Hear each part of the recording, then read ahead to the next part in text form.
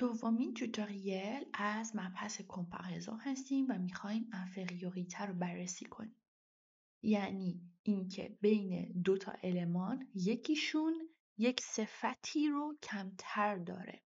حالا ببینیم که به چه صورته. میدونم ترجمهش یه ذره ملموس نیست ترجمه به فارسیش، چون ما خیلی مدلی استفاده نمی کنیم توی اون langue perse. On n'utilise pas forcément cette construction. ولی من سعی میکنم که جوری توضیح بدم که بیشتر توی حالا ساختار فرانسویش بمونیم و هر جا هم که سوال داشتید میتونید بعدا از من بپرسید. خب قسمت اول میگه elle parle moins fort que cette femme.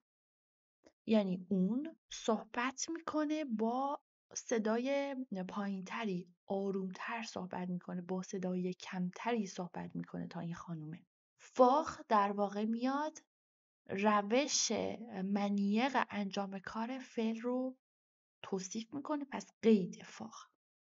تو جمله بعدی میگه il court moins vite que ses amis.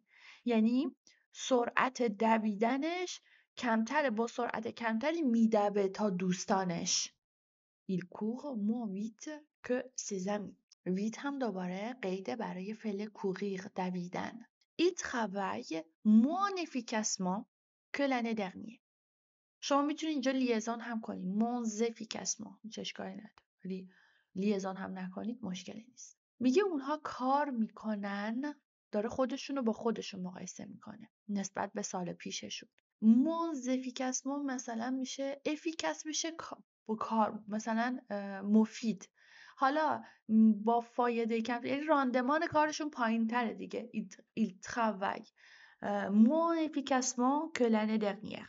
efficacement دوباره برمیگرده به فعل travailler، پس دوباره قید اومده، مورد مقایسه قرار گرفته. میگه l'enfant pleure moins souvent qu'avant. میگه l'enfant pleure moins souvent. نسبت دوباره بچه رو داره با خودش مقایسه میکنه. میگه نسبت به قبلا این بچه گریه کمتر میکنه. moins souvent، کمتر گریه میکنه. souvent یعنی مثلا از 7 روز هفته 6 روزش رو گریه میکرده، حالا نسبت به قبل دیگه 6 روز گریه نمیکنه دیگه، خیلی کمتر شده. moins souvent qu'avant. دوباره souvent قیدی هستش که قید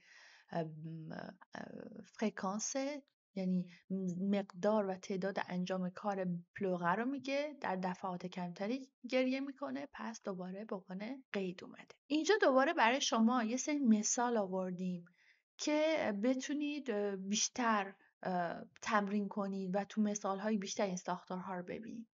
من از روشون میخونم براتون. Il parle moins clairement que toi. یعنی اون با شفافیت کمتری نسبت به تو صحبت میکنه. Il parle moins clairement. Elle conduit moins prudemment que son frère. اون با احتیاط کمتری نسبت به برادرش رانندگی میکنه. Il travaille moins efficacement que leurs collègues. اونها پس کارشون یه جوریه که راندمانشون نسبت به همکاراشون پایین تره. Tu écoutes moins attentivement que lui. یعنی با تو داری با توجه کمتری نسبت به او، حالا یه نفر، داری گوش میدی.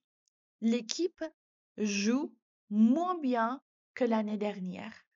یعنی گروه داره یا اون تیم نسبت به پارسال خیلی نسبت به پارسال خوب بازی نمیکنه. moins bien، کمتر داره خوب بازی میکنه. میگم این ساختارها رو فقط باید تو فرانسه نگهشون دارید، خیلی نمیتونید ببرینشون فارسی.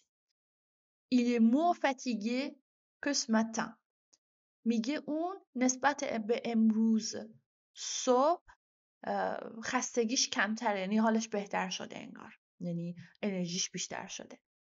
Elle semble moins heureuse que sa sœur. یعنی اون نسبت به خواهرش به نظر میاد که کمتر خوشحاله، کمتر خوشبخته. حالا باید ببینیم که تو کنتکست چی بوده، ولی heureuse معنی خوشحال، خوشبخت میده. Cette maison paraît moins grande que l'autre.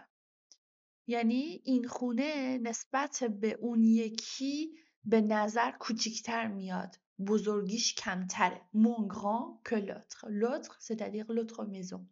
اون یکی خونه. Le ciel devient moins sombre qu'hier soir. میگه آسمون کمتر تاریکه تا دیشب. moins sombre. حالا تصور کنید که یا آفتاب مثلا دیرتر داره نسبت به دیشب غروب میکنه، یا اینکه مثلا ابرهای کمتری توی آسمون هستن. در هر صورت سمق بودن و تیره بودن و تاریک بودنش نسبت به دیشب کمتره. Les élèves sont moins concentrés que d'habitude.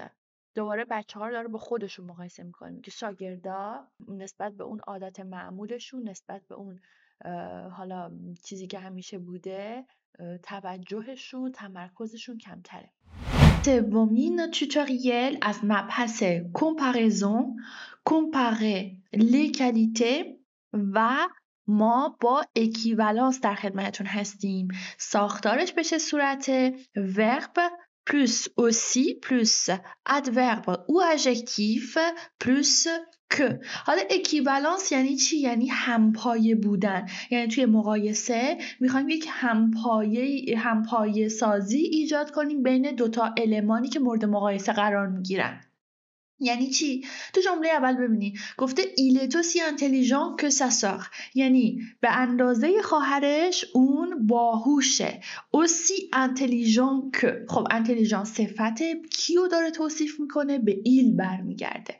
پس ما میایم به لحاظ شخص و شمار با ایل مطابقتش میدیم و همچنین واسه همپایه سازی و اکیوالانس از aussi استفاده کرده. تو قسمت بعدی میخوایم بگیم که خونه اولی مثل خونه دومی راحته. میگه cette maison est aussi confortable que l'autre. l'autre میشه l'autre maison، اون یکی خانه. پس confortable به چی برمیگرده؟ به cette maison و به لحاظ شخص و شمار تطبیق پیدا کرده. باز هم صفت داریم و برای اکیوالانس از aussi استفاده شده.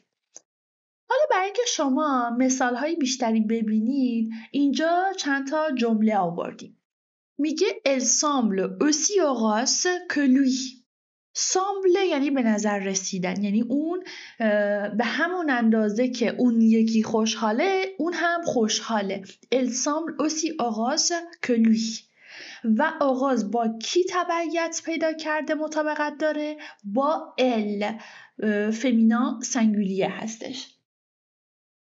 Il parle aussi clairement que toi، یعنی به همون اندازه که تو واضح و شفاف صحبت میکنی اون هم مثل تو شفاف و واضح حرف میزنه. Il parle aussi clairement. اینجا دیگه به جای صفت از قید استفاده کرده. پس aussi clairement que. و بعدی من دیگه میخونم یه چند تاشو. Elle danse aussi gracieusement que sa professeure. دوباره اینجا از gracieusement از قید استفاده کرده. Ils travaillent aussi efficacement que leurs collègues. Il est aussi gentil que son ami. Ce produit est aussi utile que celui-ci. Ce film est aussi intéressant que le livre. Elle écoute aussi attentivement que son collègue. باز هم مثال داریم. Elle semble aussi fatiguée que toi. Le paysage est aussi beau en hiver qu'en été. Il travaille aussi rapidement que toi. L'enfant rit aussi joyeusement que sa sœur. Elle chante aussi fort que les autres. Il apprend aussi facilement que son frère. Il marche aussi lentement que leurs enfants.